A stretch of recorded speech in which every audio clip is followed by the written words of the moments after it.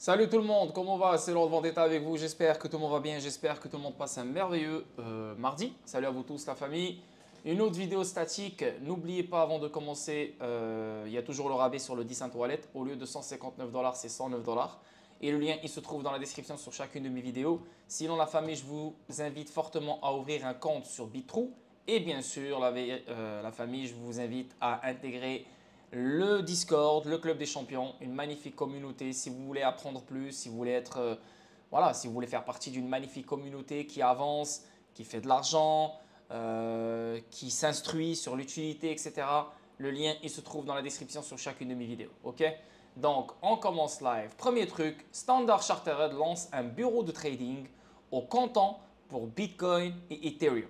Donc, plus de traders institutionnels, donc plus d'argent qui va rentrer dans la crypto. That's good, c'est bien ça. C'est bien que ce genre de banque, ce genre d'entité financière, ce genre d'institution financière ouvre les portes pour trader le Bitcoin et Ethereum. C'est bien qu'ils ouvrent les portes aux traders institutionnels. Pourquoi? Parce qu'on parle de beaucoup d'argent. Ce n'est pas le trader qui va mettre 200 pièces avec un levier avec un levier de fois 200, tu vois. Ça, c'est des personnes, c'est des traders, c'est des entités, c'est des institutions financières qui mettent énormément d'argent. Tu vois ce que je veux dire? So, ça, c'est très bon. Maintenant, on avance. Deuxième truc, les avoirs en Bitcoin du gouvernement allemand augmentent à plus de 3 milliards de dollars malgré la vente de 3000 BTC. Donc, comme vous le savez, il y a le gouvernement américain qui détient des bitcoins et lui aussi, le gouvernement américain, il déverse. À tout moment, on ne peut pas savoir exactement quand il déverse, mais crois-moi, ils déversent. Hein, tu sais, quand Bitcoin pompe, ils déversent. C'est comme des gens comme toi et moi, tu vois. C'est sûr et certain. Maintenant, le gouvernement allemand, il a 3 milliards de dollars en Bitcoin, mais il a vendu seulement, il a vendu, hein, 3000 BTC. Ça coûte combien 3000 BTC maintenant? Vas-y, on va dire BTC 60 000. Donc, je sais pas moi, calculatrice. Tiens, on va aller chercher calculatrice. Tu sais que je vais le faire avec mon téléphone. Fuck it. Donc, 3000 fois 60 000. 180 millions de dollars. Ok, donc ils ont vendu seulement 180 millions de dollars live. Mais ils détiennent toujours 3 milliards de dollars, ok, en Bitcoin. Le gouvernement allemand a saisi 50 000 Bitcoins et a récemment vendu 3 000 BTC, mais détient désormais plus de 3 milliards de dollars en BTC avec 1,1 milliard de dollars de bénéfices non réalisés provenant de la flambée des prix du Bitcoin. Donc là maintenant, c'est rendu les gouvernements qui détiennent le plus de Bitcoin dans le monde.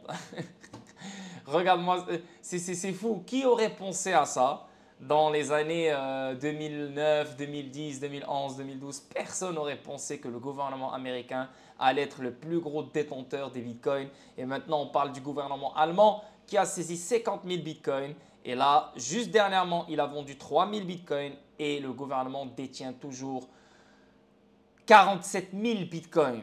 Donc, ils vont déverser à fur et à mesure. C'est sûr et certain qu'ils ne vont pas déverser tout en même temps. Parce que n'oubliez pas, c'est des gens comme toi et moi.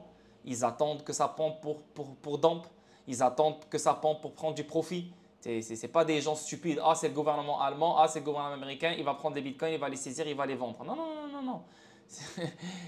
C'est pas des cons, quoi. Tu vois, ils savent ce qui se passe. Et crois-moi, ils vont dump au fur et à mesure. Et pareil, le gouvernement américain, c'est ce qu'il est en train de faire en ce moment même. Donc, depuis un moment, là, il est en train de dump.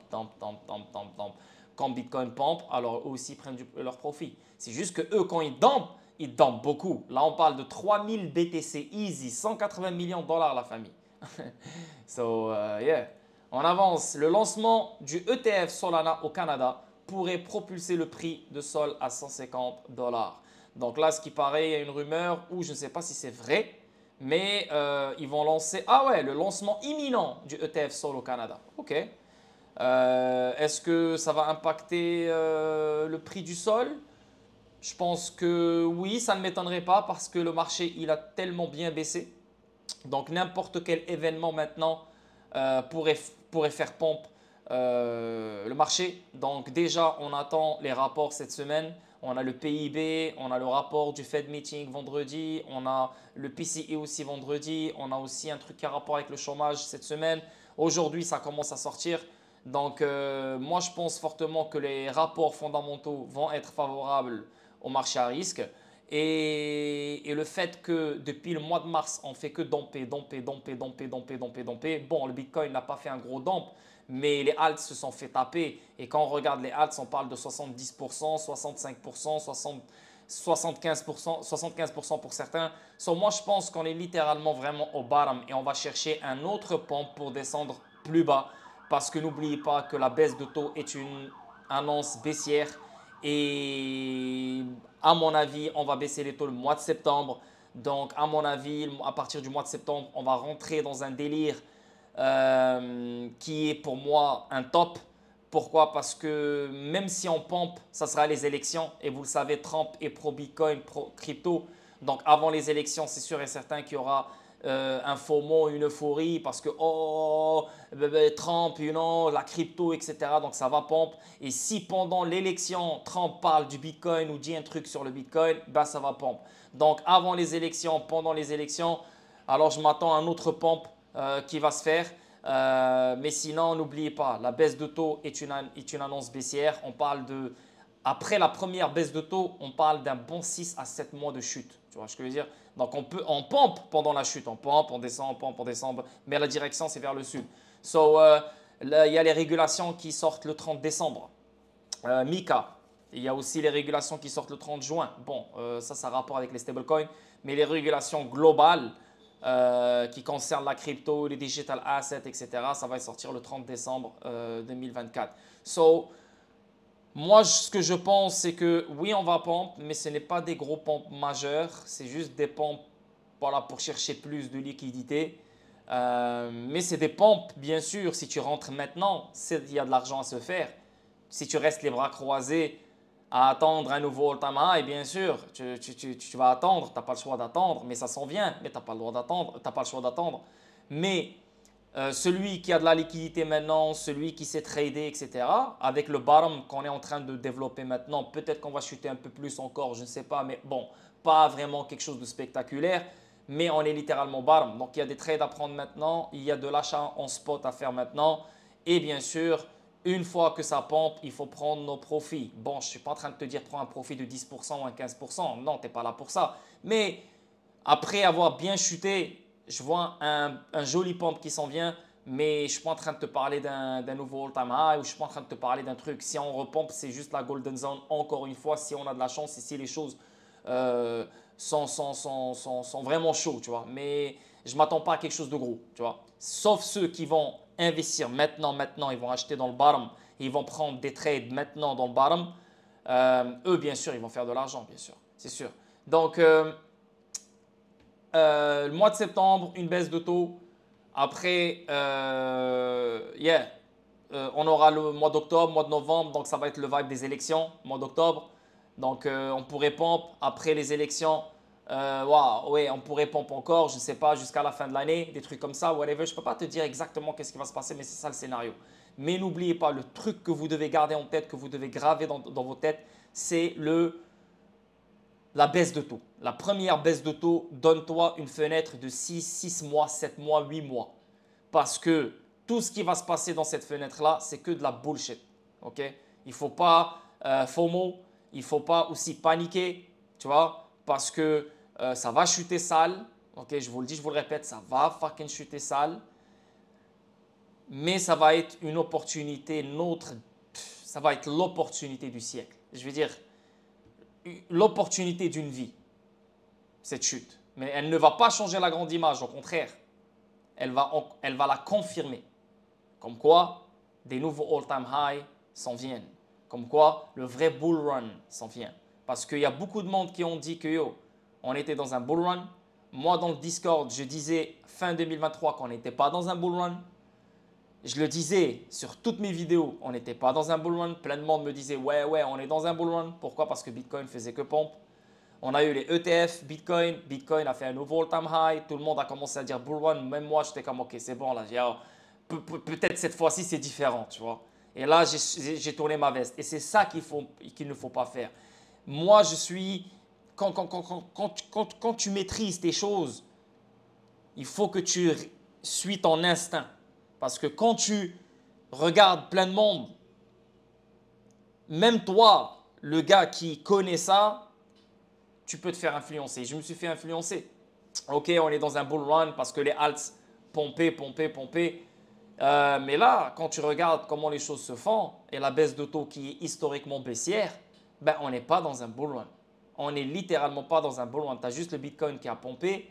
Ça ressemble à 2019. Mais je veux dire, 2019, on n'a pas fait un nouveau all-time high. 2019, on a fait un lower high. Tu vois? Cette fois-ci, ça s'est monté un peu plus. Mais c'est presque la même chose, tu vois.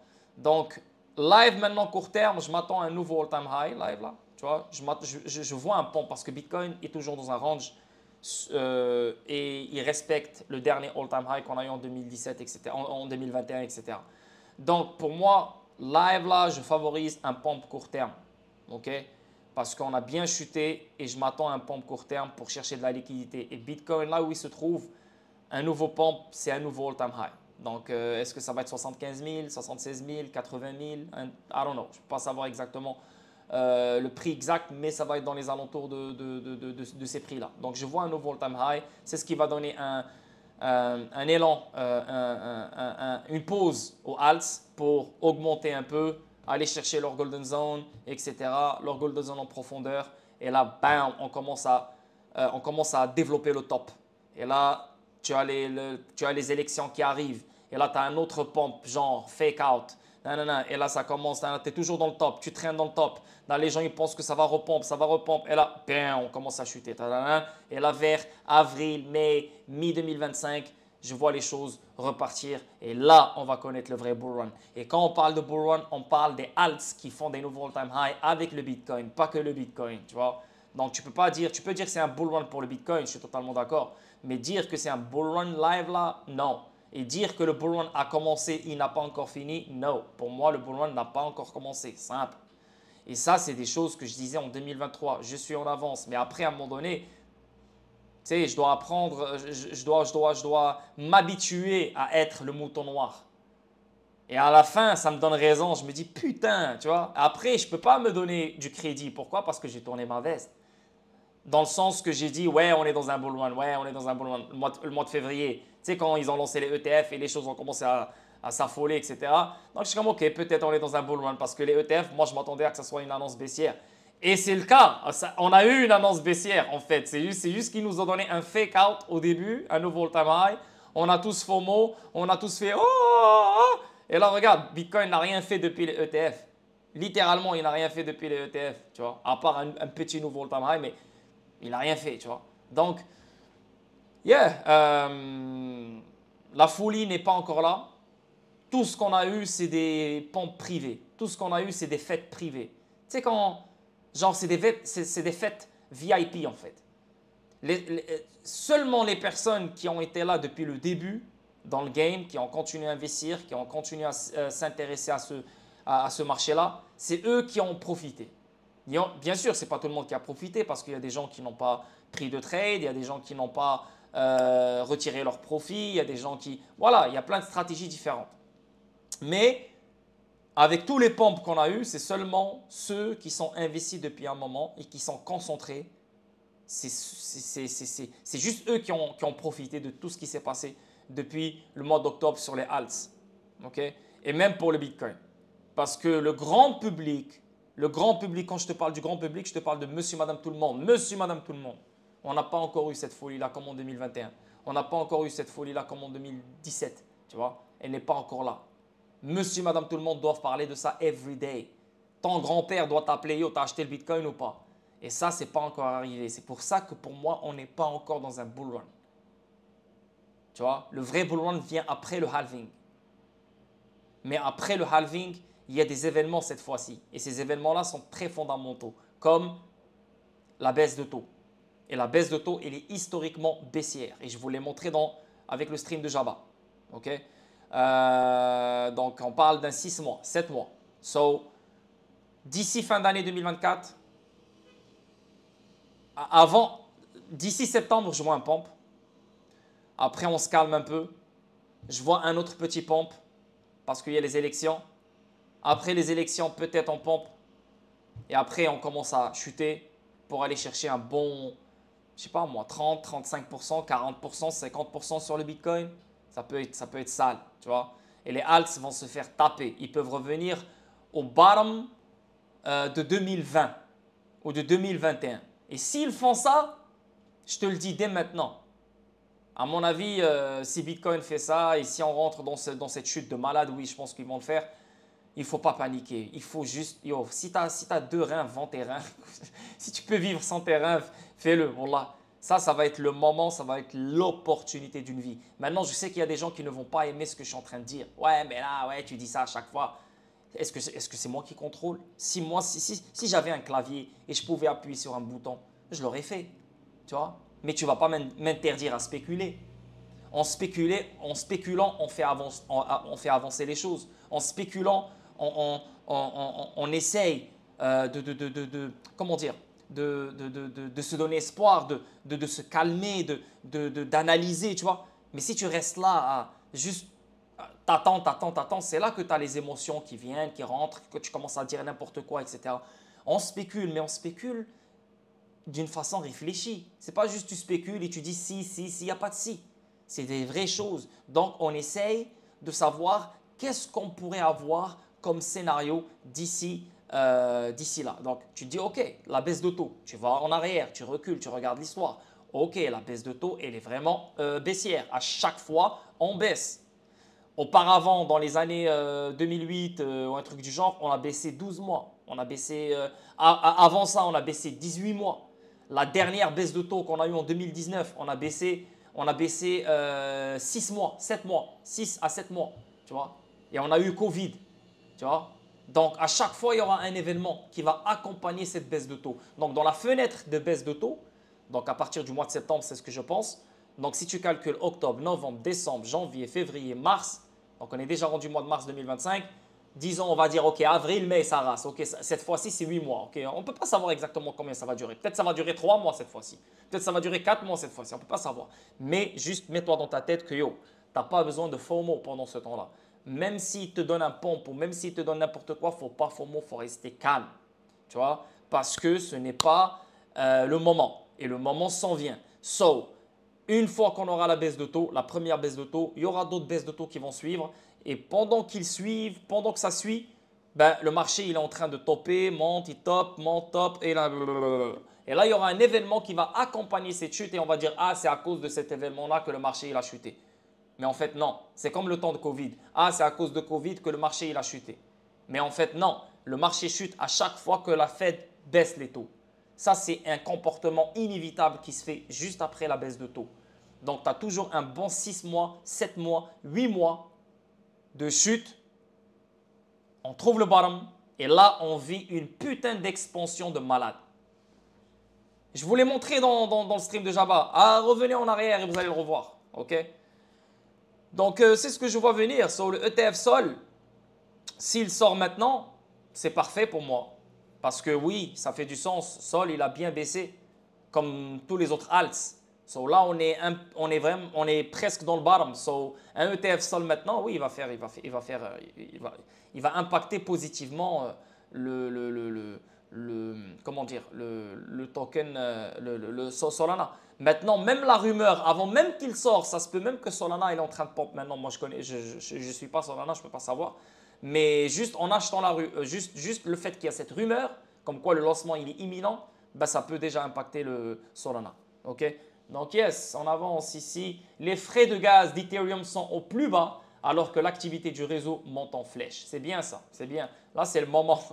C'est le moment d'acheter des shitcoins. C'est le moment de faire tout ce que tu as besoin de faire sur Ethereum.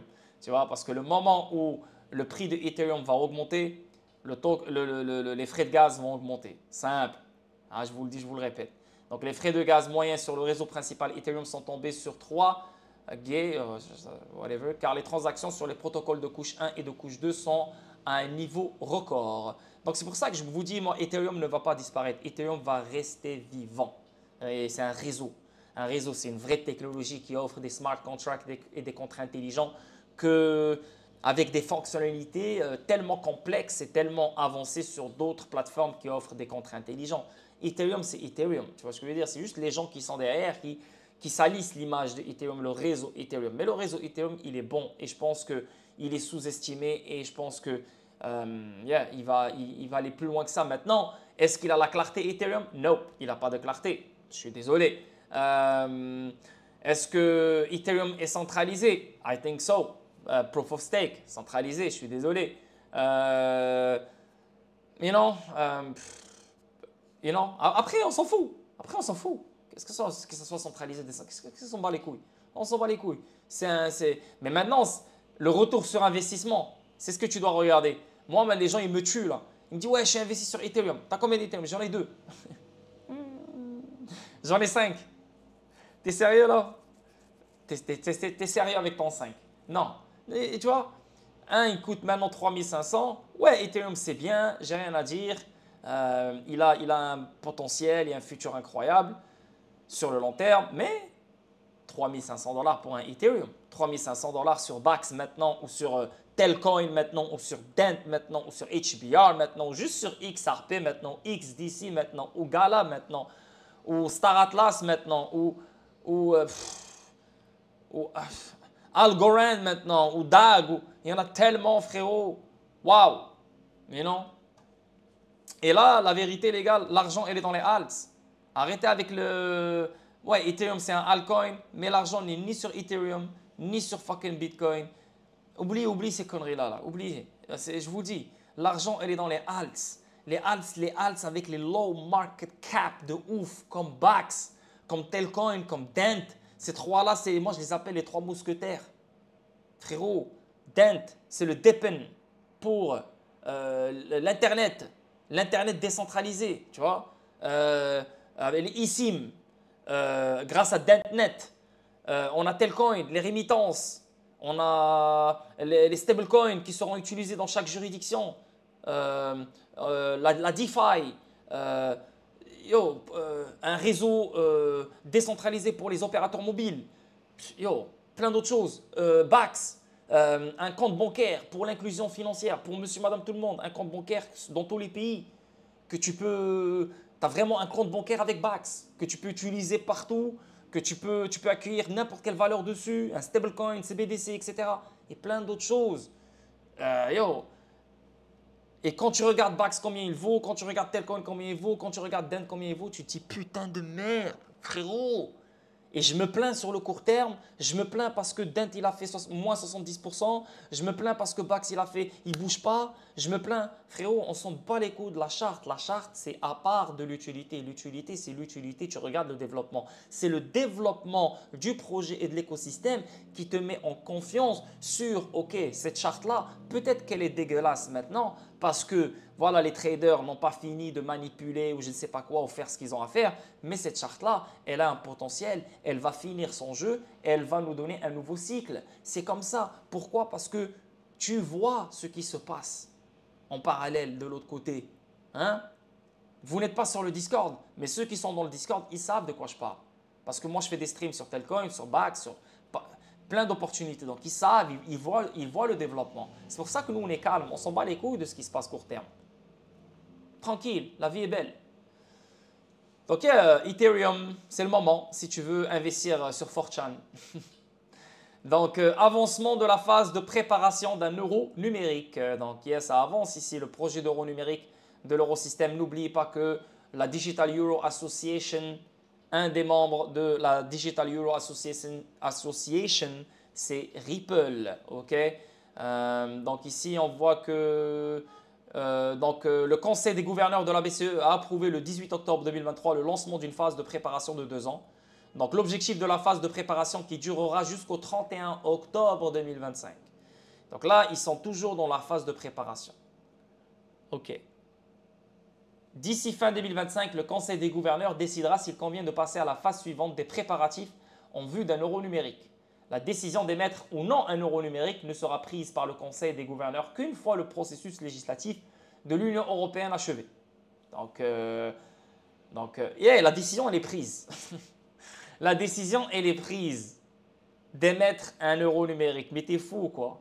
Ça, c'est juste des choses, voilà, ils te font croire comme quoi nous, on n'est pas sûr, voilà, il y a plein de personnes qui doivent donner leur avis, plein de personnes qui doivent donner leur opinion, voilà, c'est la démocratie, on ne peut pas venir et se dire, voilà, tu vois, non, non, non, hey, ça vient d'en haut, hein, comme Dieudonné, il dit,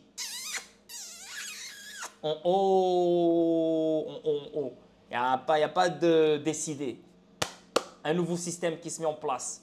On te donne le temps pour te préparer, on te donne le temps pour analyser, on te donne le temps pour faire ce que tu as envie, ce que tu as besoin de faire. Mais go, go, go, go, go, go, go. Ils ont une date limite, ils ont un agenda et cet agenda-là doit être respecté. Donc là, on parle de fin 2025. Ils vont décider s'ils vont émettre ou non un euro numérique. Fin 2025. OK. Mais la décision, elle est déjà prise pour moi. Je veux dire, à part si tu n'es pas dans le game et tu ne sais pas ce qui se passe, mais vous savez exactement ce qui se passe côté CBDC. C'est juste inévitable. CBDC, stablecoin. Anyway, donc fin 2025, ils vont prendre la décision pour voir s'ils vont émettre ou pas. Donc ils doivent attendre que le truc législatif prenne fin, soit achevé. Donc voilà, c'est ici. Hein. Voilà, donc le processus législatif de l'Union européenne achevé. Donc la BCE étudiera les éventuelles modifications de la conception de l'euro numérique qui pourraient s'avérer nécessaires à la suite des délibérations législatives. Ok, cool. On avance. Ici, on parle de XLM, vite fait rapide. Taurus, soutenu par la Deutsche Bank, étend ses offres de garde et d'émission d'actifs numériques à Stellar. Donc, Deutsche Bank qui soutient Taurus. Taurus, c'est une blockchain si je ne me trompe pas. Donc, le fournisseur d'infrastructures Taurus a étendu ses offres de garde et d'émission d'actifs numériques au réseau Stellar. Taurus rejoint des institutions financières comme Franklin Templeton, Wisdom Tree et Circle en utilisant Stellar pour la tokenisation d'actifs du monde réel. Donc, la tokenisation, c'est un service que tous les réseaux offrent. Hein, le XRP Ledger, Stellar, Hedera, Algorand. Voilà, ça, c'est pas des choses, je veux dire, c'est propre à Stellar. Non, non, non, mais c'est bien, c'est bien. Donc, on voit clairement, moi j'aime Stellar, hein, j'adore le réseau Stellar. Est-ce que je suis investi dessus? Non, je ne suis pas investi sur XLM. Est-ce que je le compare à XRP? Non, je ne le compare pas à XRP. Si on était en 2017-2018, là, tu pouvais comparer, faire ce genre de conneries. Mais là, on est en 2024. Si tu n'as pas encore changé de mentalité, c'est que tu es toujours con. Donc, XLM, c'est XLM, XRP, c'est XRP. Bien sûr, ils ont le même réseau. Bien sûr, ils touchent, si tu veux, le même marché qui est les paiements transfrontaliers, qui est les remittances, etc. etc. Mais n'oubliez pas que Stellar est plus un partenaire technologique qui est axé sur le B2C. Donc, c'est beaucoup plus, si tu veux, des banques digitales, si tu veux, ou ouais, des banques digitales, etc. Ou n'importe quelle entreprise qui veut créer son application, qui veut créer son écosystème en offrant des services aux particuliers, par exemple, comme SHX. Tu vois, SHX, Stronghold, il utilise le réseau Stellar. Stronghold, il touche aussi les paiements. Ça touche, bien sûr, ça touche aussi les institutions aussi avec Stronghold. Mais si tu veux, l'épine dorsale avec Stellar, c'est plus le B2C. Donc des entreprises, des institutions, mais il touche. La vérité, même XRP Ledger, c'est pareil. Parce que, hey, on est en train, regarde Palau, on regarde Monténégro, on regarde la Colombie, on regarde la Chine. Tu sais, on touche les particuliers au final. Donc, que ça soit sur le réseau Stellar, que ça soit sur le XRP Ledger, c'est pareil. Bref, le but ici, c'est qu'il faut arrêter de les comparer. C'est une toile d'araignée qu'on met en place. Ce n'est pas juste « Ah non, mais Stellar est meilleur que XRP Ledger. Ben, si tu veux comparer, ben, je vais te dire XRP Ledger est meilleur que eux tous. Si tu as envie de prendre une position ici. Là. Ben, je vais te dire XRP Ledger est meilleur que eux tous. Pourquoi? Parce que le XRP Ledger, il avait la DeFi avant tout le monde. Le XRP Ledger, il avait toutes les fonctionnalités que tu vois maintenant là. Il les avait, à part les contrats intelligents bien sûr. Là, je te parle des paiements. Ok? Donc pour les paiements là, c'est le meilleur depuis 2012. Et personne ne peut me dire le contraire. Tu comprends? Donc, mais On ne peut pas avoir un seul DLT. On ne peut pas avoir un seul réseau. On ne peut pas avoir un seul logiciel. Tu comprends? On ne peut pas avoir un seul protocole. Il faut plein de protocoles pour plein de choses. Il faut plein de réseaux pour plein de choses. Pour accommoder le nombre des institutions financières qui se trouvent sur cette planète. Tu sais combien de pays et tu sais combien de pays détiennent des institutions financières? Et tu sais combien de... Yo, frérot, tu comprends? Donc, il ne faut pas les comparer, mais au contraire, il faut les voir complémentaires. Comme Hedera avec XRP Ledger, comme Hedera avec Stellar, comme Algorand avec Stellar, comme Algorand avec le XRP Ledger, comme XRP Ledger, Hedera, Algorand. Tu vois, c'est multi-chain. On s'en bat les couilles. Chacun va être choisi pour un truc, par exemple. Mais n'oubliez pas que le XRP Ledger est là pour une liquidité mondiale. Le XRP Ledger est là pour le transfert de valeur venant de tout type de réseau, dans Stellar, dans Hedera, etc. etc. XRP est un bridge currency qui a été choisi pour un certain rôle. Ce n'est pas XLM qui a été choisi. Ce n'est pas HBR qui a été choisi pour ça. Tu vois? XRP, il a un rôle très spécial qui est un outil universel pour des règlements instantanés entre différentes juridictions et bien sûr un bridge currency entre différentes devises. Donc là, on parle de marché d'échange, on parle de marché des paiements transfrontaliers, on parle de liquidité dans plein de corridors gris qui sont en manque de liquidité. Donc, tu sais, on peut utiliser XLM à la place de XRP pour ça. Mais quand tu regardes qu'est-ce que Ripple fait par rapport à ça, c'est beaucoup plus que XLM, c'est beaucoup plus que Stellar. Donc XRP et Ripple, ils ont une direction précise pour un certain rôle pour les paiements transfrontaliers et la liquidité mondiale. Stellar, c'est pareil, mais elle aussi, elle a un rôle précis dans les paiements transfrontaliers qui est autre que ce que XRP fait. Okay? Mais ils sont complémentaires. Ça, c'est ce qu'il faut garder en tête. Depuis tout à l'heure, je parle, je ne sais pas si j'ai... Là, c'est comme si je parle tout seul. Je ne sais pas si vous me comprenez là, mais depuis tout à l'heure, je ne sais pas, on dirait que je me suis... Mais anyway, j'espère que vous allez aimer la vidéo. Mais c'est comme ça, hein, quand tu es là, tu parles, tu discutes. Moi, je suis comme ça. C'est comme ça que je fais mes streams. Voilà, c'est freestyle. Le total de XRP bloqué dans les pools XRP Ledger AMM dépasse le cap des 10 millions. Ça va vite et ça monte vite. Le XRP Scan rapporte que le montant total de XRP verrouillé dans les pools XRP Ledger AMM dépasse 10 millions avec 334 actifs, 317 jetons uniques, 282 paires et 597 pools actifs. Oh my goodness.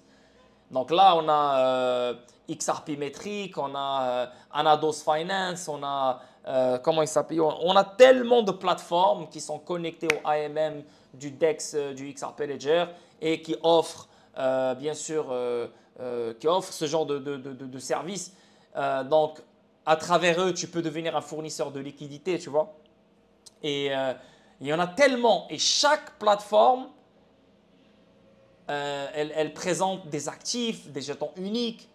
Et ensemble, réunis, on parle de 597 pools d'actifs. Et là, ça fait juste un an, les gars. Même pas un an. C'est sorti l'année passée, je pense. Ça a été approuvé vers octobre ou novembre, si je ne me trompe pas. Les AMM sur le XRP Ledger. Donc, ça c'est même pas un an encore. On est déjà à 10 millions. 10 millions, les gars. 10 millions de XRP bloqués. Parce que pour opérer là-dedans, il faut des XRP. Pour créer des stablecoins sur le XRP Ledger, il faut des XRP comme garantie. Pour tout type de choses sur le XRP Ledger, il faut des XRP. Donc, en sachant que le XRP Ledger est là pour une liquidité top qualité, mondiale, universelle, qui sera utilisée entre différentes devises, pour régler, pour des paiements inter- et intrabancaires, c'est juste incroyable. Donc, une plateforme, donc la demande pour XRP va exploser. Donc, XRP Scan, une plateforme d'exploration et d'analyse de réseau XRP Ledger, a annoncé une étape importante pour les pools AMM du XRP Ledger. Le montant total de XRP bloqué dans ces pools a franchi la barre des 10 millions, atteignant 10 millions 84 000. Juste donne-moi ça là. Donne-moi ce 84 000 s'il te plaît. Là. Vas-y, vas-y, fais-moi un transfert, c'est rien ça. Cette étape prouve l'engagement et la liquidité croissant au sein de l'écosystème DeFi du XRP Ledger. Et là, on parle de la DeFi institutionnelle. Attendez de voir quand il y aura les règlements et quand l'affaire juridique va finir. Attendez de voir la DeFi institutionnelle aux États-Unis. Oh putain, attendez de voir quand l'éducation va frapper. L'éducation, elle se fait depuis toujours, depuis longtemps. Et n'oubliez pas que même les banques sont en train de tester tout ce qui est DeFi. Mais la DeFi, elle aussi, elle a besoin de protocoles de confidentialité, elle a besoin d'étapes, elle a besoin de développement pour que ces banques-là, ces dinosaures, ces entités financières fassent confiance à cette nouvelle technologie qui est la DeFi. Tu vois? Donc, il faut un travail encore dans la DeFi. Mais les plateformes comme le XRP Ledger, les réseaux comme le XRP Ledger se préparent pour ce tsunami. On ne peut pas rester les bras croisés jusqu'à ce que le tsunami arrive et là, tout est prêt. On peut accueillir le tsunami à n'importe quel moment. Tu vois? Donc, la DeFi institutionnelle, les gars, et la DeFi a besoin de liquidité. Sans les AMM, il n'y a pas de DeFi.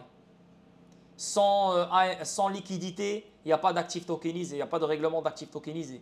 Tu vois? Sans liquidité automatisée 24 heures sur 24, 7 jours sur 7, il n'y a pas de paiement transfrontalier les week-ends, hein, les jours fériés. Il y a plus de friction, tu vois, etc., etc., etc. Donc, en ayant le XRP Ledger qui offre des AMM top qualité de malade et en sachant que Ripple, elle est là pour les banques, elle est là pour le système bancaire, elle est là pour les institutions financières dans la majorité, si tu veux, même si le XRP Ledger a besoin de nous, la communauté, il a besoin de nous, on a besoin d'opérer dessus. On a besoin d'être des fournisseurs de liquidités, on a besoin d'être des fournisseurs de prêts pour faire bouger les choses, pour les transactions, etc. Donc, le XRP Ledger a besoin de sa communauté. Mais malheureusement, nous, on est des holders. La XRP community, on est des holders. On ne veut pas donner nos XRP, mais on ne veut pas faire risquer nos XRP, nique sa race. Donc, c'est la seule communauté qui ne participe pas vraiment dans l'écosystème XRP Ledger. Pourquoi? Parce qu'elle hold. Elle ne veut rien savoir, tu comprends? Et ça, c'est la chose qui handicape le XRP Ledger pour l'instant.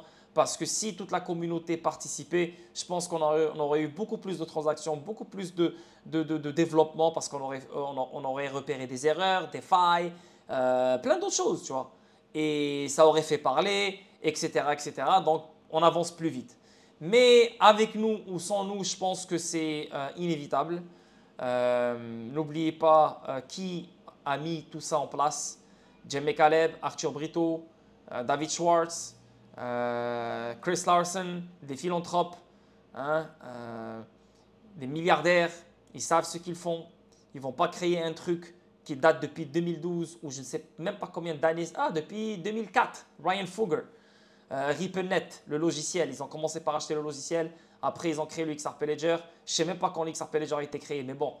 Il a été créé avant 2010, c'est sûr et certain. Qu'est-ce que je dis avant 2010? Avant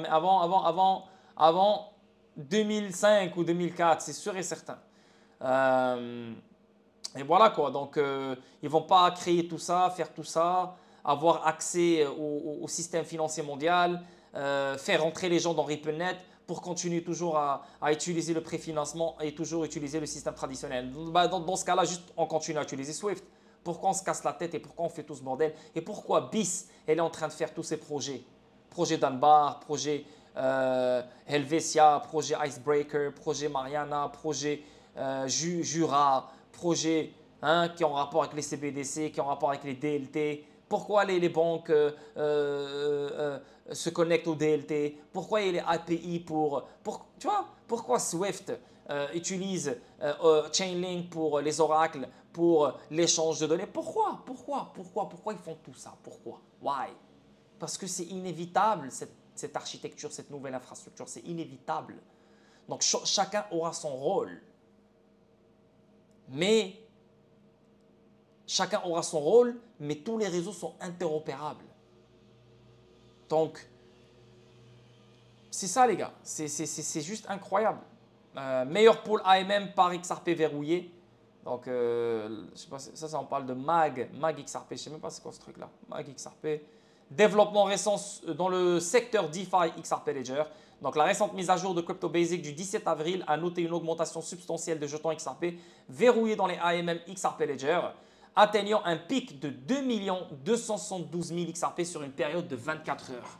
À l'époque, le secteur DeFi XRP Ledger a connu une croissance remarquable, les pools AMM passant de 277 à 316 et le volume de XRP verrouillé passant de 1,8 million à 12,15 millions. Ça va très vite les gars, ça va fucking vite. Les données et ça va aller beaucoup plus vite quand l'affaire juridique va finir. Les données de XRP Scan ont montré une forte augmentation. L'écosystème hébergeront 209 actifs au total, 203 jetons uniques et 184 paires. Donc rappelez-vous, il y aura les CBDC, il y aura les stablecoins, il y aura les actifs tokenisés. Et on n'a même pas encore commencé à tokeniser. Et on n'a même pas encore commencé à créer les stablecoins. Yo! C'est que le début. On est déjà à 10 millions de XRP locked up. À échanger à l'époque, le nombre de pools actifs a également grimpé de 324, le total des XRP bloqués dépassant les 2,27 millions. Donc, plus il y aura des actifs qui vont s'ajouter, plus il y aura des XRP qui vont être bloqués. Alors, fais le calcul dans ta tête.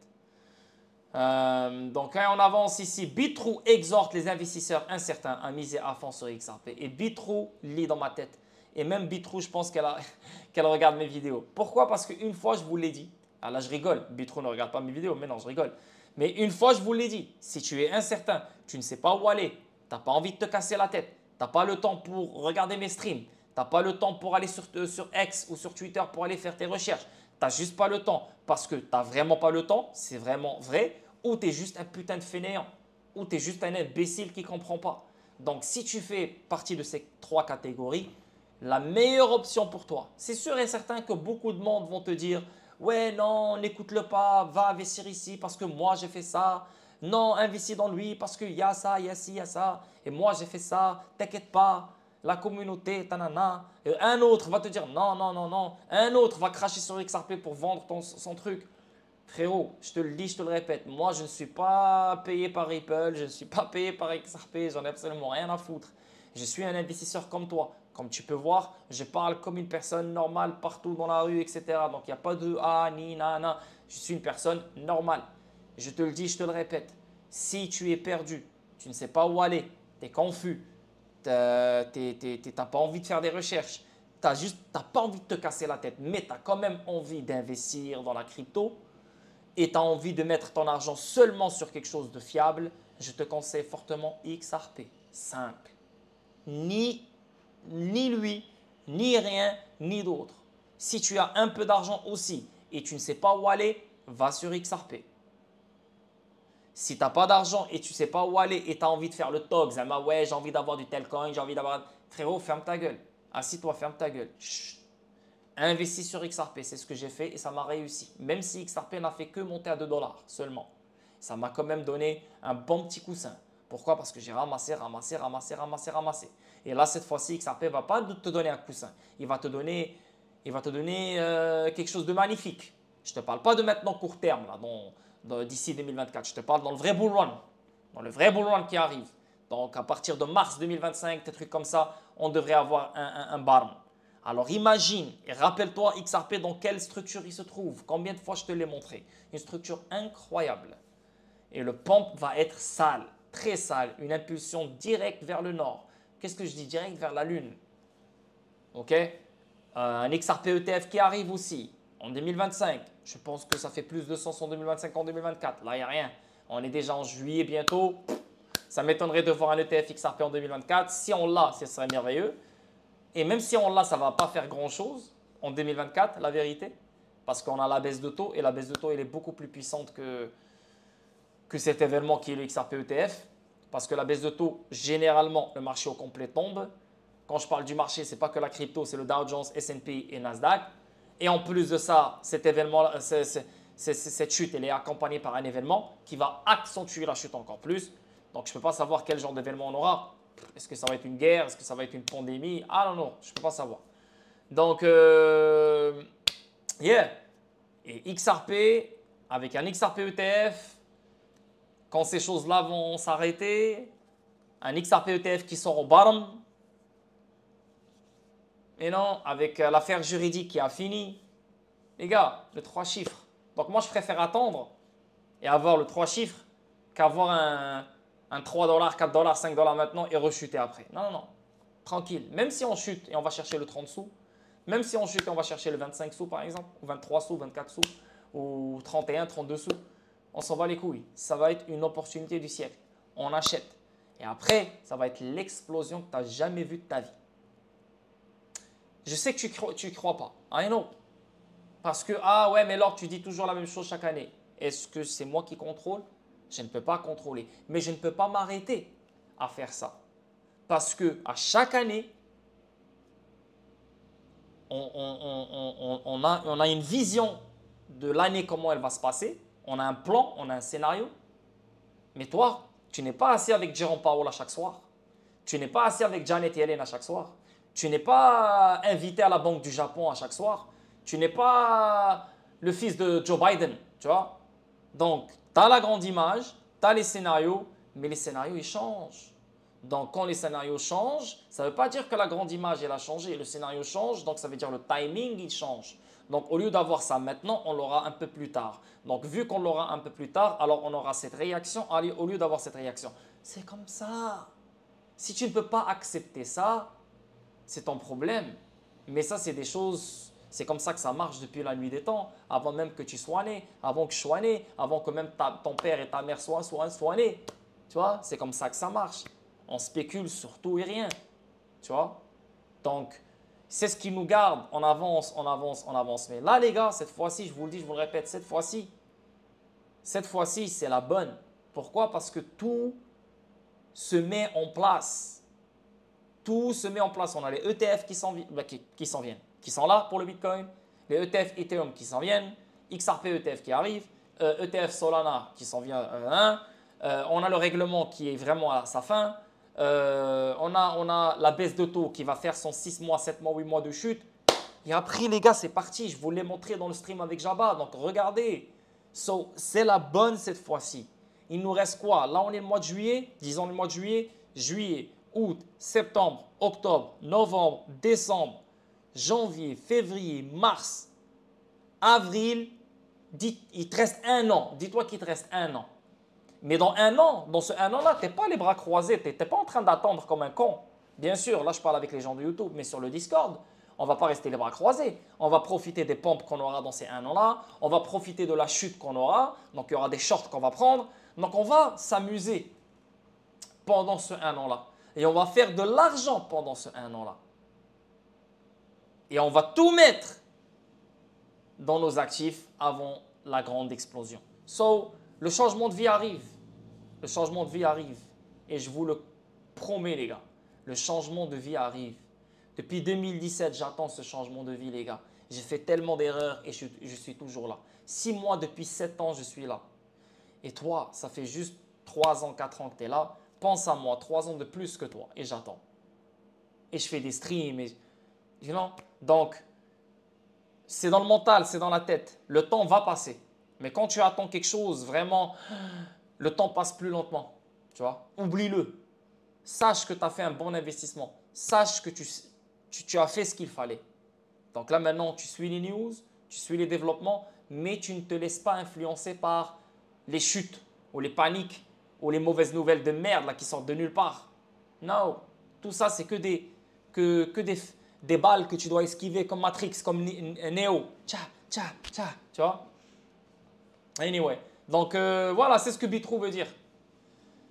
XRP, c'est une valeur sûre. Est une valeur sûre. Achète du XRP, that's it, that's all, et reste tranquille, vis ta vie comme si il n'y a rien. Vis ta vie normale, travaille, parle même pas de XRP. C'est comme si tu n'as jamais acheté du XRP. Mais achète du XRP, ferme ta gueule et vis ta vie normale. Je te le dis, man. On avance. Ici, on parle de stablecoins. Donc, les stablecoins du dollar américain pourraient aider à prévenir la crise de la dette américaine. Ben, moi, je pense que les stablecoins est une arme. Est une arme très, très, très importante pour le dollar américain parce que là, on est en train de vivre la dédollarisation en ce moment. OK? Bon, c'est que le début. Mais la dédollarisation va s'accentuer encore plus. tu vois, à fur et à mesure. Mais pour que le dollar reste puissant, je pense que le dollar va changer comment dire, de ligue. Il va changer de ligue et il va devenir aussi puissant qu'il est en ce moment dans cette ligue.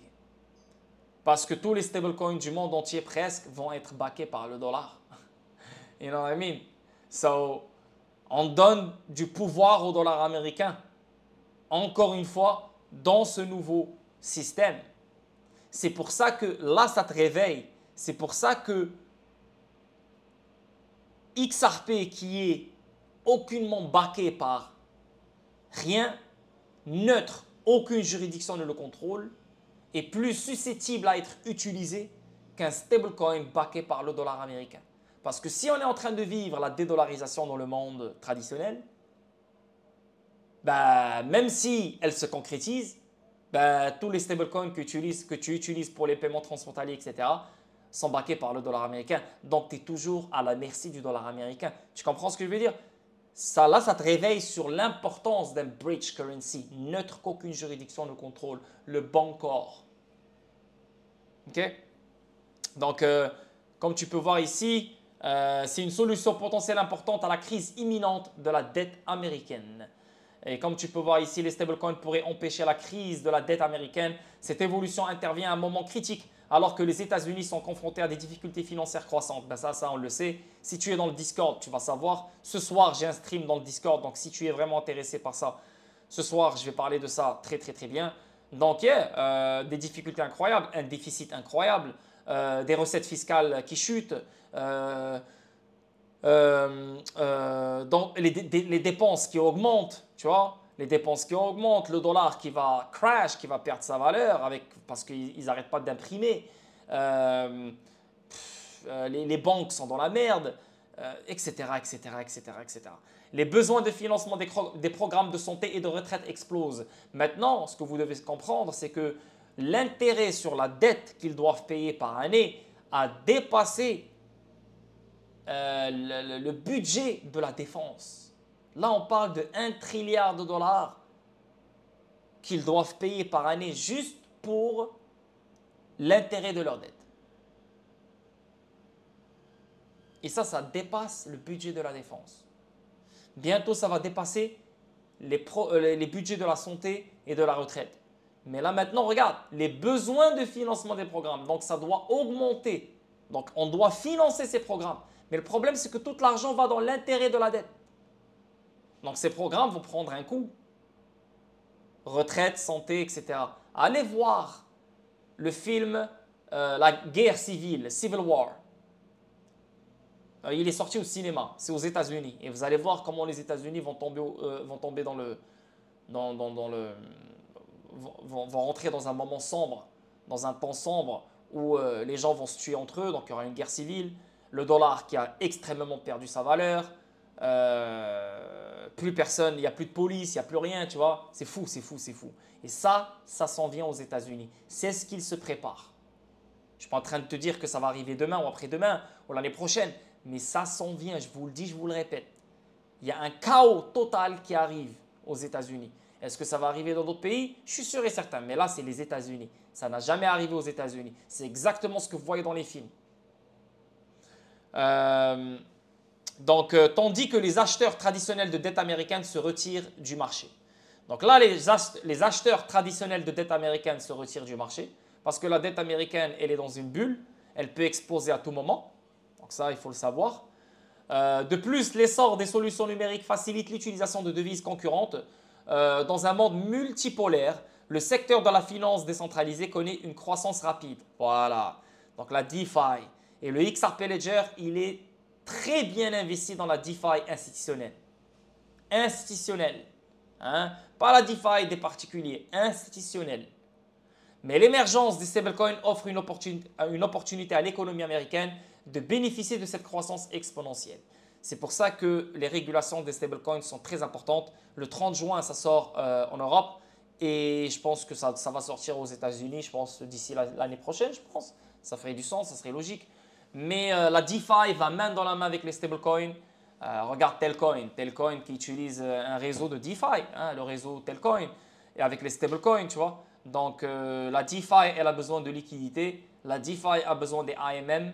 You know what I mean? Donc, c'est pour ça qu'on met en place une grande toile d'araignée. Que toute banque, institution financière, réseau, plateforme, blockchain, devise, valeur, actif tokenisé, n'importe, bénéficiera de ce qu'offre cette toile d'araignée. Tu comprends? Donc, et là, Ripple et Tether à l'honneur. En avril, Ripple, un acteur clé du secteur, a annoncé son intention de lancer blablabla, comme vous le savez. Et le stablecoin de Ripple est adossé au dollar américain. Donc, lui aussi, tu vois. Donc, pour faire des paiements transfrontaliers partout dans le monde entier, on ne va pas utiliser le stablecoin de Ripple parce que le stablecoin de Ripple est adossé au dollar américain et il est émis par une compagnie américaine. Donc, il ne sera pas choisi par l'Arabie Saoudite, etc. Même s'il pourra être utilisé, aucun problème, mais il ne sera pas choisi pour leur paiement transfrontalier, etc., leur règlement instantané, leur paiement inter- et intra-bancaire. Tu comprends? Ça sera XRP parce que c'est neutre, aucune juridiction ne le contrôle. Personne ne pourra les bloquer. Tu comprends? Donc, cependant, tous les émetteurs de stablecoin ne naviguent pas dans les eaux calmes. Tether, l'émetteur de USDT, le plus grand stablecoin avec une valorisation de 112 milliards de dollars, est confronté à des défis réglementaires dans l'Union européenne. Ben, bien sûr, le 30 juin, ça sort. Il y a OKX qui l'a enlevé, il y a Uphold qui l'a enlevé. Sûrement, il y en aura d'autres qui vont l'enlever. Mais en même temps, n'oubliez pas que USDT est protégé par les systèmes financiers mondiaux. Parmi eux, tu as les États-Unis, c'est sûr et certain, tu as l'Europe aussi. Ça ne m'étonnerait pas, tu as même l'Asie. Hein? Ben oui, la Chine. Ben oui. Donc, on fait sortir l'argent et on fait rentrer l'argent. Je l'ai expliqué la dernière fois. On fait rentrer l'argent et on fait sortir l'argent in and out sans passer par l'infrastructure légale. Donc, ça a rapport avec la drogue, ça a rapport avec plein d'autres choses, man. La pédophilie, peut-être, I don't know. Il y a plein de conneries, trafic humain, plein de conneries. Tu ne peux pas savoir, tu vois. Donc, la mise en œuvre imminente de la réglementation sur le marché des cryptoactifs MiCA a conduit à des actions telles que la radiation du USDT par Uphold et la restriction de l'accès à celui-ci à d'autres pièces stables non autorisées par Binance pour les clients de l'espace économique européen. Ah ouais, Binance aussi. Binance, Uphold et OKX. On avance ici. Le rapport de l'accès aux fonds XRP suscite des critiques. Donc, Cypress Demaninkor critique Uphold pour avoir retardé l'accès à ces fonds XRP en raison d'un processus d'examen, suscitant des débats sur la centralisation et la transparence. Ben là, frérot, Uphold c'est une plateforme centralisée. T'es con quoi? C'est une plateforme centralisée, je suis désolé. Une fois que tu mets tes XRP ou n'importe quelle valeur dans Uphold, Bitro, Binance, ben tu mets tes XRP dans leur wallet. C'est comme si tu mettais XRP dans mon wallet à moi. Et quand toi tu voudras réclamer tes XRP, ben, je peux prendre mon temps. Ouais, ben, c'est bon, je suis occupé. Ouais, c'est bon, demain. Demain, quand je viens demain, quand j'aurai le temps, je vais te l'envoyer. Et là, demain, je t'envoie rien. Ouais, mais tu me pas, ouais, frérot. Ouais, là, je suis occupé, là, arrête, là. Je te réponds pas. Ben, je fais ce que je veux. C'est dans mon wallet. Tu comprends? La meilleure solution, c'est avoir ces XRP dans un cold wallet. Au moins, tu pourras contrôler tes choses. C'est pour ça que je te conseille d'acheter un decent wallet. OK? On avance. Grande victoire pour XRP. Le PDG de Ripple répond au gros titre trompeur sur la décision d'un tribunal californien. Ben ouais, rappelez-vous, la dernière fois, on parlait d'un truc de Californie, comme quoi qui disait que XRP, qui disait que XRP est une sécurité. Moi, je vous ai dit dans ma vidéo statique comme quoi c'est de la merde. C'est quoi le rapport avec le tribunal californien qu'ils aient niqué leur mère? On s'en fout. Mais ça a avéré d'être faux. Tu vois, c'est des titres trompeurs. Tu vois, une grande victoire pour XRP et Ripple. Abordant cette idée fausse, le PDG de Ripple a qualifié la décision du tribunal de grande victoire pour XRP à la société, notant que la juge qui a présidé le procès de juge Phyllis Hamilton a rejeté toutes les demandes de recours collectif dans le cadre du procès. Waouh! Bro, c'est mort, man, c'est mort. XRP est clean, c'est fini. Il a le feu vert. Là, on attend juste le bon moment pour déclarer tout ça officiellement. Il a souligné que rien dans le récent verdict ne change le fait que XRP n'est pas en soi une valeur mobilière, comme l'a déterminé un tribunal de district de New York l'année dernière. En outre, Garlinghouse a précisé que le juge Hamilton a rejeté toutes les allégations selon lesquelles Ripple aurait violé les lois sur les valeurs mobilières via ses offres et ventes de XRP. Bow! Un autre juge, à part la juge Annalisa Torres et à part Sarah Nedburn, un autre juge, Hamilton, Lewis Hamilton. Eh ouais mon gars, nice, bravo. Concernant la plainte en droit de l'État prévue pour le procès, il a déclaré que le seul plaignant dans l'affaire n'avait pas acheté XRP directement auprès de Ripple. That's it. Garlinghouse maintient ses paroles. Ripple CLO déclare que le statut de non-sécurité du XRP est toujours valable et il le restera. Et il le restera. Donc voilà la famille, c'est fini. 1 heure pile. Waouh, bravo. J'espère que vous allez aimer la vidéo. N'oubliez pas les gars, Decent Wallet, 50 $ de rabais. Le lien il est dans la description. Bitrou, ouvrez un compte. Et bien sûr, je vous invite fortement à intégrer le Discord. Ce soir, stream à 21 h heure française. On va parler fondamentaux. On va parler crypto, analyse technique, etc., etc. Peace.